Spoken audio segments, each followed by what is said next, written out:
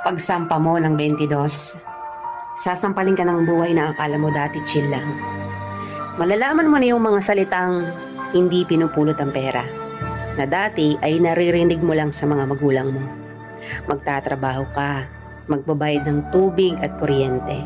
Tapos trabaho, trabaho ulit, paulit-ulit.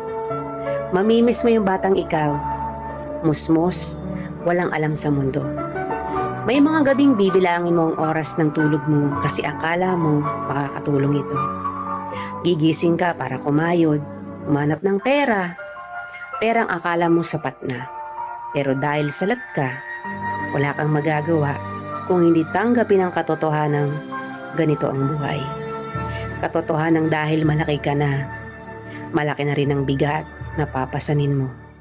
Dahil ngayong 22 ka na o 23 o 25 ka,